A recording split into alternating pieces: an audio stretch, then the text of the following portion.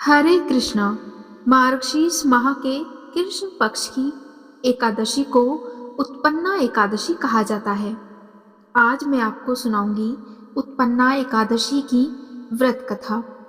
एक बार धर्मराज युधिष्ठिर भगवान श्री कृष्ण से कहने लगे कि हे भगवान, मैंने कार्तिक शुक्ल एकादशी अर्थात प्रबोधिनी एकादशी का सविस्तार वर्णन सुना है।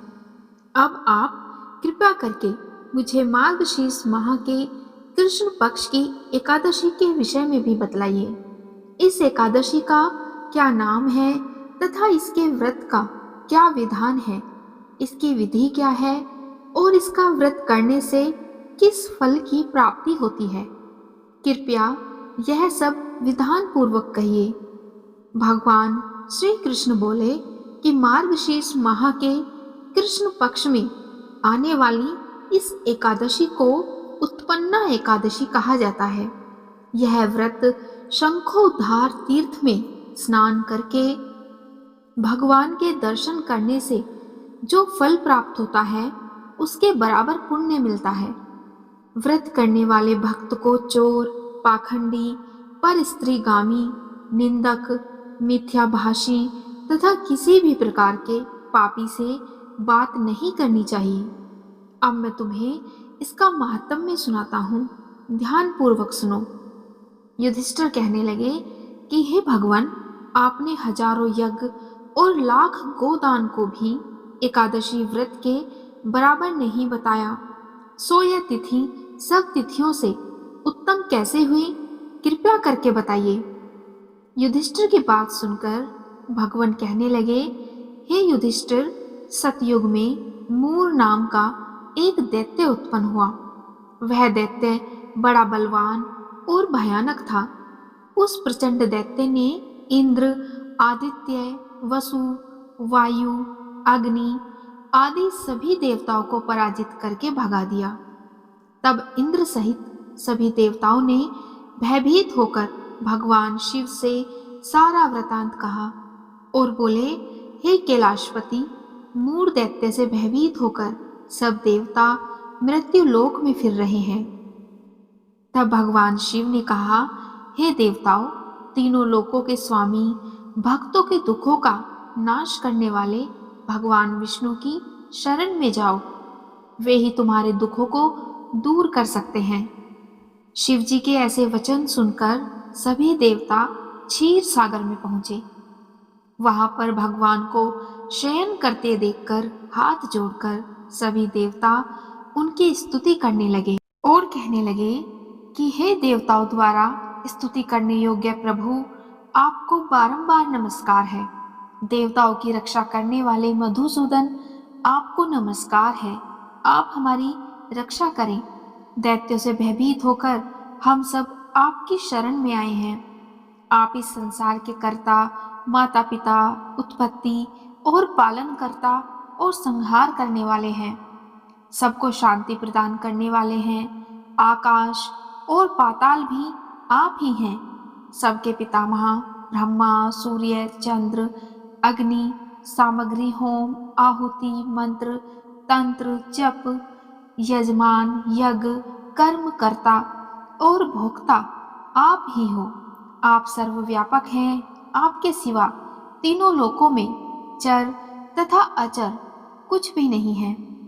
हे भगवान, दैत्यों ने हमको जीतकर स्वर्ग से भ्रष्ट कर दिया है और हम सब देवता इधर उधर भागे फिर रहे हैं। आप उन दैत्यों से हम सबकी रक्षा करें। इंद्र के ऐसे वचन सुनकर भगवान विष्णु कहने लगे कि हे इंद्र, ऐसा मायावी दैत्य कौन है जिसने सब देवताओं को जीत लिया है? उसका नाम क्या है? उसमें कितना बल है और किसके आश्रय में है तथा उसका स्थान कहाँ है? यह सब मुझसे कहो। भगवान के ऐसे वचन सुनकर इंद्र बोले, भगवान, प्राचीन समय में एक नाड़ी जंग नामक राक्षस था। उसके महापराक्रमी और लोक विख्यात मूर नाम का एक पुत्र उत्पन्न हुआ। उसकी चंद्रावती नाम की नगरी है। उसी ने सभी देवताओं को स्वर्ग से निकालकर वहां पर अपना अधिकार जमा लिया है। उसने इंद्र, अग्नि, वरुण, यम, वायु, ईश, चंद्रमा, नेरत आदि सबके स्थान पर अधिकार कर लिया है।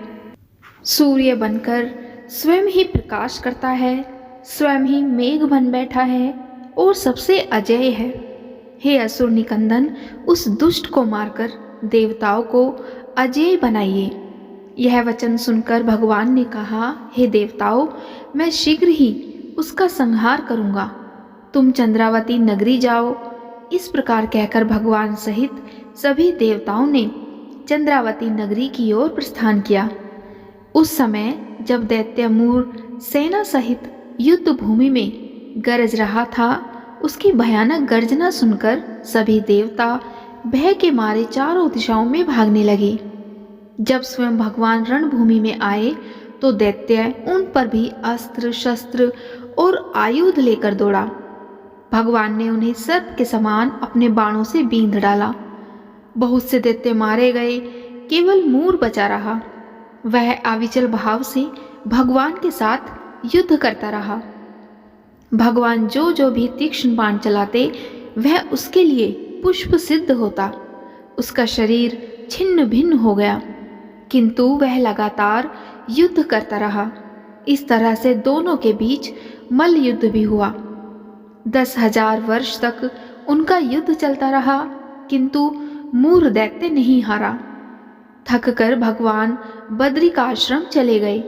वहाँ हेमवती नामक सुंदर गुफा थी। उसमें विश्राम करने के लिए भगवान उसके अंदर प्रवेश कर गए। यह गुफा 12 योजन लंबी थी और उसका एक ही द्वार था। विष्णु भगवान वहाँ योग निद्रा की गोद में सो गए। मूर दैत्य भी पीछे पीछे उनके आ गया और भगवान को सोया देखकर उन्हें मारने को उद्यत हुआ। तभी भगवान के शरीर से उज्जवल और कांतिमय रूप वाली एक देवी प्रकट हुई। देवी ने राक्षस मूर को ललकारा और उनके साथ युद्ध किया और उसे तत्काल मौत के घाट उतार दिया। जब श्रीहरि योग निद्रा की गोद से उठे तो सब बातों को जानकर उस देवी से कहा कि आपका जन्म एकादशी के दिन हुआ है, अतः आप उत्पन्ना एकादशी के नाम से पूजित होगी और आपके भक्त वही होंगे जो मेरे भक्त हैं। इसी तरह से जो एकादशी के दिन आपका पूजन और व्रत करेगा, उनको आपके साथ साथ मेरी भी कृपा प्राप्त होगी। इसी तरह से उत्पन्ना एकादशी की व्रत कथा संपूर्ण होती है। जय श्री हरि।